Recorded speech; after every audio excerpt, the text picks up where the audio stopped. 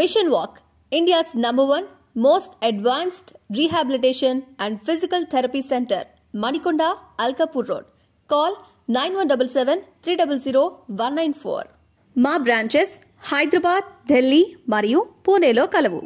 నమస్తే, welcome to Telugu రాజ్యం. నేను మౌనిక. శ్రీకాంత్ గారు నమస్తే. నమస్తే. ఎందుకు ఈ లిస్ట్ అంటే, శ్రీకాంత్ గారు ఖచ్చితంగా వైసీపీ గెలుస్తుందని ఒక లిస్ట్ ప్రిపేర్ చేశారు కదా, ఆ లిస్టే నేను పట్టుకొని కూర్చుని ఎప్పుడు చెప్తారా అని. ఎందుకంటే ఆల్రెడీ పోటీ చేసి మేము వై నాట్ 175 అన్నారు కదా, మరి ఖచ్చితంగా గెలిచే స్థానాలంటే ఎన్నిటికి పట్టుందనే కదా ప్రస్తుతానికి యాజ్ ఆన్ టుడే. ఎస్, ఇప్పటి వరకు ఉన్న సిచ్యువేషన్ బట్టి ఎన్నోన్నాయో చూద్దాం. అన్న లిస్ట్ నేను చెప్తాను, మీరు తప్పకుండా. ఓకే శ్రీకాంత్ గారు, స్టార్ట్ చేద్దాం.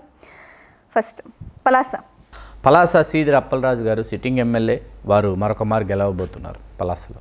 Okay, next Srikakulam.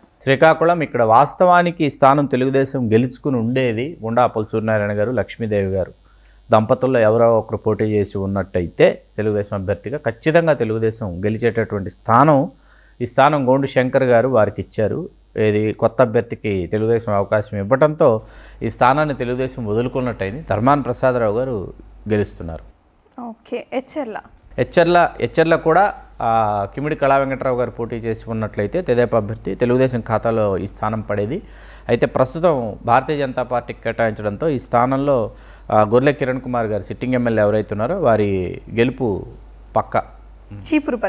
Cheepurupalli again and again Botsa Satyanarayana గారు విజయం సాధించబోతున్నారు. గజపతి నగరం బొత్స అప్పల నర్సయ్య గారు వారు విజయం సాధించబోతున్నారు. ఓకే, పార్వతీపురం ఎస్సీ అలజంగి జోగారావు గారు మరొక మారు విజయం సాధించబోతున్నారు, వైకాపా అభ్యర్థి. కురుపాం ఎస్టీ పాముల పుష్పశ్రీవాణి గారు మరొక మారు విజయం సాధించబోతున్నారు. అలాగే సాలూరు ఎస్టీ పీడికి రాజేంద్ర గారు మరొక మారు విజయం సాధించబోతున్నారు. పాడేరు ఎస్టీ మత్స్యరాస విశ్వేశ్వరరాజు గారు మరొక మారు విజయం సాధించబోతున్నారు. విశాఖ సౌత్ వాసుపల్లి గణేష్ కుమార్ గారు విజయం సాధించబోతున్నారు. వీరు 2019 ఎన్నికల్లో తెలుగుదేశం అభ్యర్థిగా గెలిచి వైకాపాలో చేరారు. ప్రస్తుతం వైకాపా అభ్యర్థిగా పోటీ చేస్తున్నారు, విజయం సాధించబోతున్నారు.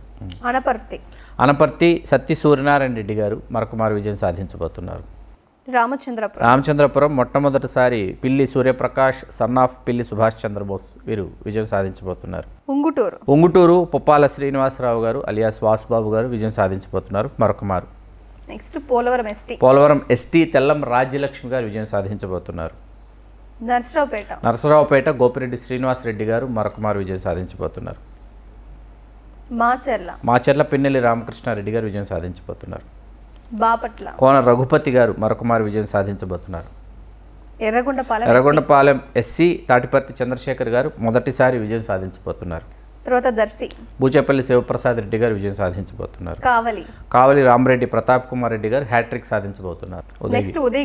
ఉదయగిరి మేకపాటి రాజమోహన్ రెడ్డి గారు విజయం సాధించబోతున్నారు. సర్వేపల్లి కాకాని గోవర్ధన్ రెడ్డి గారు వీరు విజయం సాధించబోతున్నారు. కిలివేటి సంజీవయ్య గారు విజయం సాధించబోతున్నారు. సత్యవేడు ఎస్సీ మొదటిసారి నూకతోటి రాజేష్ విజయం సాధించబోతున్నారు. మొదటిసారి పోటీ చేస్తున్నారు వైకాపా. చంద్రగిరి చెవిరెడ్డి మోహిత్ రెడ్డి గారు మొదటిసారి విజయం సాధించబోతున్నారు.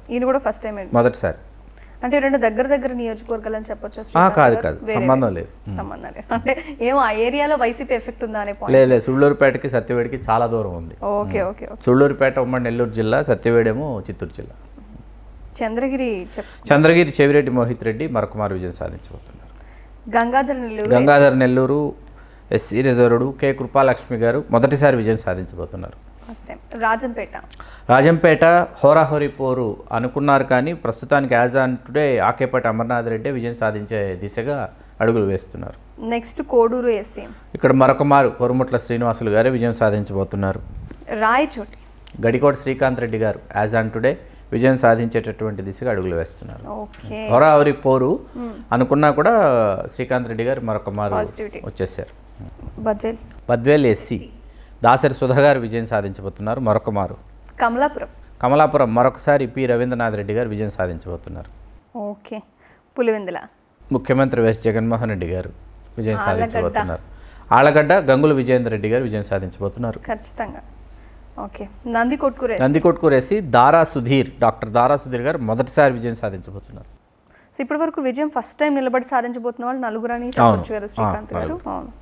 ఇప్పటి వరకు నంద్యాల శిల్పా రవిచంద్ర కిషోర్ రెడ్డి వీరు విజయం సాధించబోతున్నారు మరొక మారు. పాణ్యం. మరొక మారు కాటసాని రాంభూపాల్ రెడ్డి గారు విజయం సాధించబోతున్నారు. కోడుమూరు ఎస్సీ డాక్టర్ ఆదిమూలం సతీష్ వీరు విజయం సాధించబోతున్నారు మొదటిసారి. First time. Adoni Y Saiprasad Reddy garu మరొక మారు విజయకేతనం.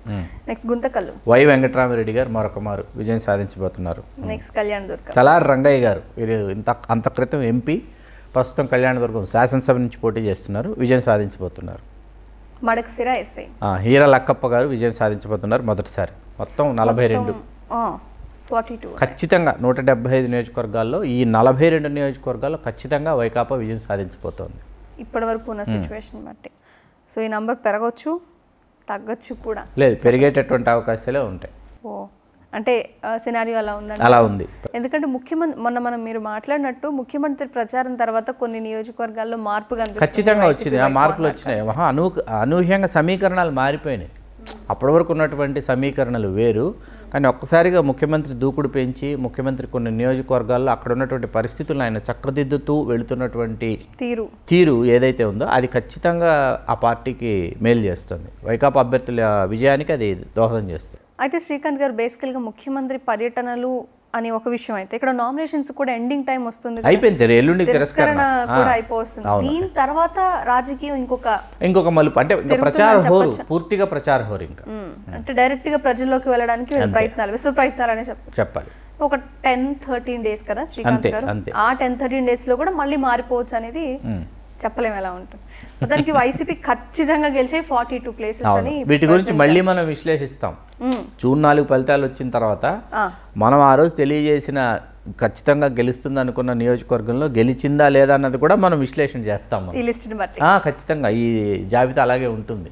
Okay Srikanth garu, thank you. You are welcome Mounika. So మొత్తానికి వైసీపీ 42 ప్లేసెస్లో కన్ఫర్మ్ గ్రీన్ టిక్ లాగా కనిపించింది ఇప్పటివరకు సిచ్యువేషన్. అలాగే మిగతావి కూడా చేసాం, ఇది వైసీపీకి సంబంధించిన లిస్ట్ మాత్రమే. సో కీప్ వాచింగ్ తెలుగు రాజ్యం. నమస్తే, నేను మౌనిక. తెలుగు రాజ్యం ఇక ఊరూరా రాబోతోంది. దినదిన ప్రవర్ధమానమవుతున్న తెలుగు రాజ్యం ఛానల్కు 2 తెలుగు రాష్ట్రాల్లోని 42 లోక్సభ నియోజకవర్గాల నుంచి న్యూస్ కాంట్రిబ్యూటర్స్గా వ్యవహరించడానికి యువతను ఆహ్వానిస్తోంది. జర్నలిజం పట్ల ఆసక్తి, కనీస సామాజిక రాజకీయ పరిజ్ఞానం, స్థానిక పరిస్థితులపై మంచి అవగాహన, స్థానిక పరిచయాలు, గౌరవప్రదమైన జీవనం ఉంటే సరికొత్త సామాజిక విప్లవంలో మీరు కూడా భాగస్వాములు కావచ్చు. మీ అంతరంగాన్ని ఆవిష్కరించవచ్చు. ప్రతి లోక్సభ నియోజకవర్గ పరిధిలో 2కి అవకాశం ఉంటుంది. 30 నుంచి 35 ఏళ్ల మధ్య వయస్కులై జర్నలిజం పట్ల అభిరుచి, ఆసక్తి కలిగిన యువతి యువకులు తమ వివరాలు, జీవన విధానం, ఆసక్తి గల ప్రాంతం, పాస్పోర్ట్ ఫోటోతో కలిపి ఈ దిగువన నంబర్కు వాట్సాప్ చేయొచ్చు. నంబర్ 8125150555.